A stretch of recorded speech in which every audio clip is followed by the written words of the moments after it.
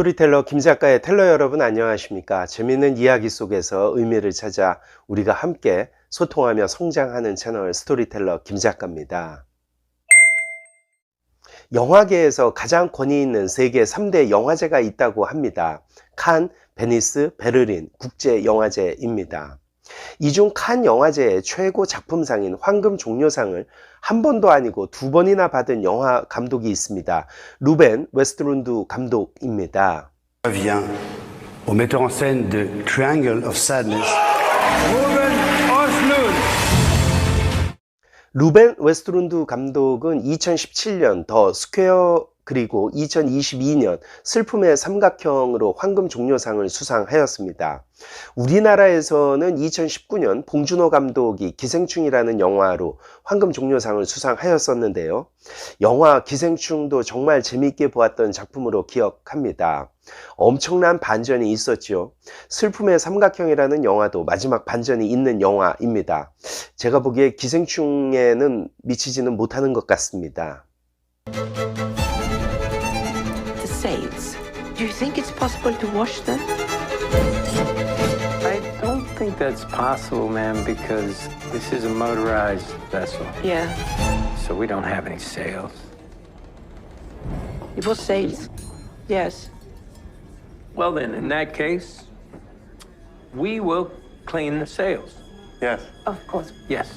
What the world needs now is love, sweet love. It's the only thing To love. that there's love. just too little love.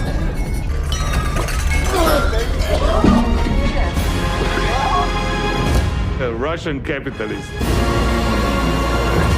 And an American communist. On a $250 million luxury yacht.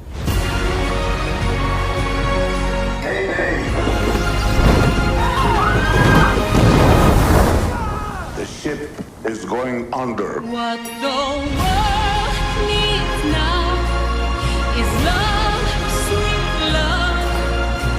No, not just the song, but for everyone.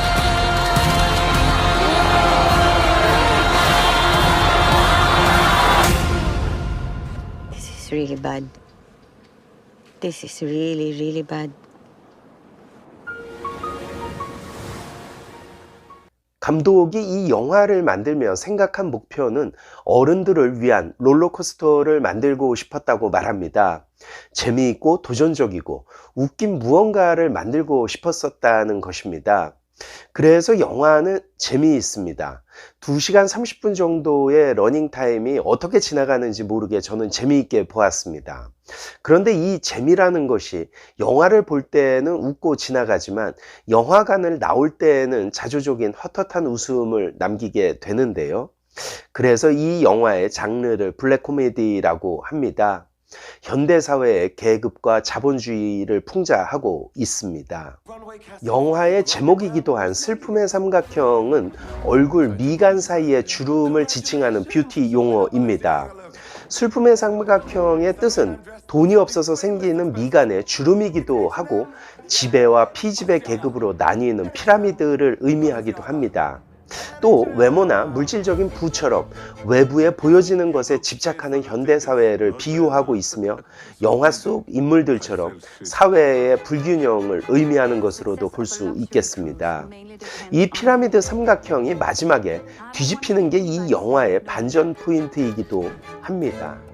영화는 1부, 2부, 3부의 3개의 파트로 나뉘어서 전개됩니다. 첫 번째는 유람선 탑승 전이고요. 두 번째는 항해하는 유람선 안, 그리고 마지막 세 번째는 유람선이 침몰한 후 무인도에서의 이야기입니다. 1부, 영화의 시작은 칼과 야야라는 젊은 남녀 모델이 연인으로 등장을 합니다. 남자 모델 칼은 오디션을 전전하고 있고 여자 야야는 이미 탑 모델이자 SNS 인플루언서입니다. 야야가 참여하는 패션쇼 장인데요.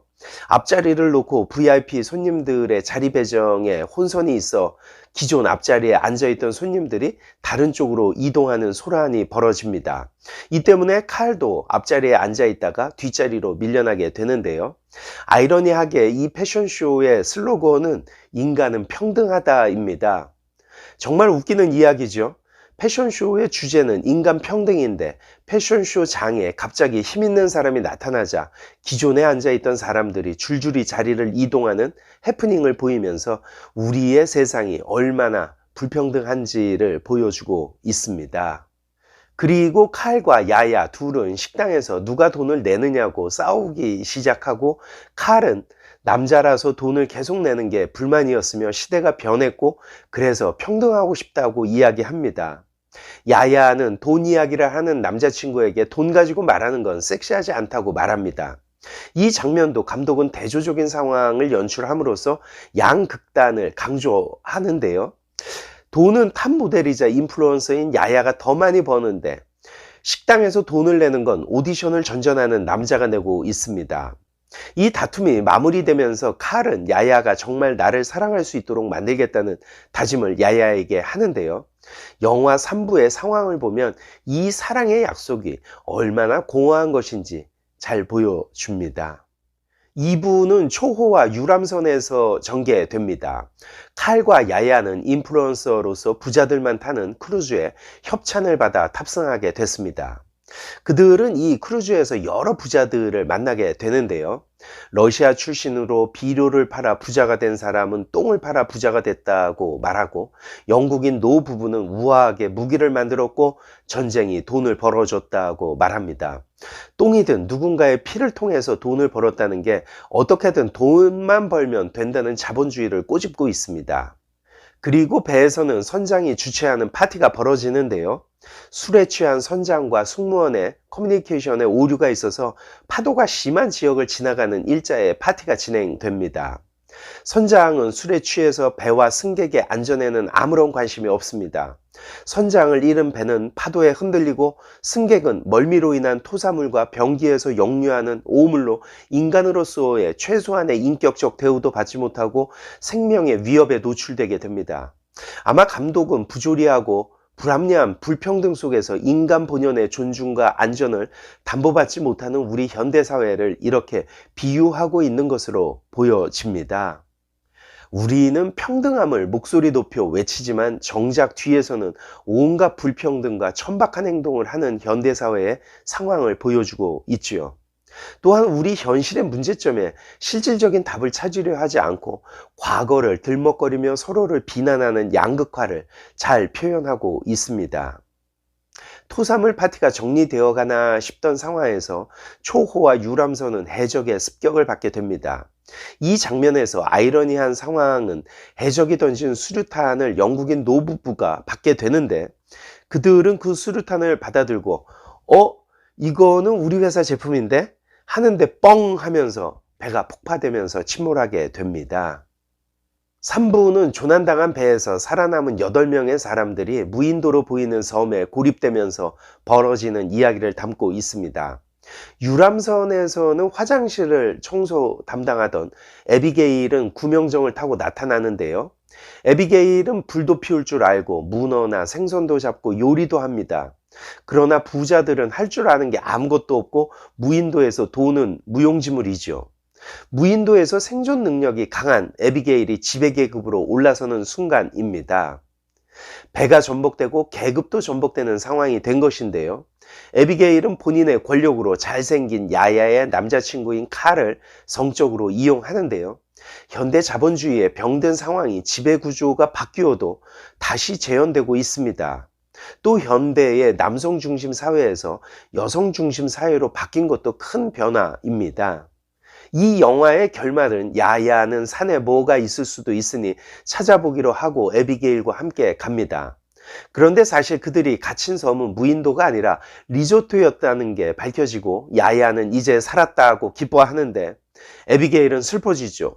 무인도의 섬에는 자신이 왕이었었는데 현대사회로 돌아간다면 다시 본인은 청소부라는 아래 계급으로 내려갈 생각에 돌을 들고 야야를 죽이려 하는데, 돌아서 있는 야야는 돌을 들고 있는지도 모르는 에비게일에게 본인 비서를 해달라고 말합니다.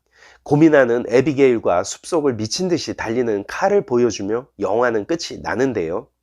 명확하지 않은 결말로 에비게일이 과연 야야를 죽였을지, 비서가 되기로 했는지, 또 칼이 뛰어가서 누구를 구했을지 관객의 몫으로 남기고 영화는 끝이 납니다. 감독의 아이디어가 상당히 기발하며 계급을 전복시키고 당한 것을 갚아주는 장면들엔 통쾌하면서 웃다가도 상황이 역전되어도 지금의 불평등과 지배계급의 비리는 여전히 존재하는구나 하는 씁쓸함은 남게 됩니다. 이 영화는 갑과 을, 그리고 부자와 가난한 자 어느 한쪽만을 대변하지도 않고 모든 사람들에게 일침을 날리고 있습니다. 즉 피라미드 계층의 방향을 바꾼다고 역피라미드가 되는 것이 아닌 새로운 형태의 피라미드 계층이 된다는 것을 말하고 있지요. 호불호는 좀 있을 것으로 보여지는데 저는 개인적으로 재미있게 본 영화 슬픔의 삼각형을 말씀드렸습니다. 지금까지 재미있는 이야기 속에서 의미를 찾아 우리가 함께 소통하며 성장하는 스토리텔러 김 작가였습니다. 감사합니다.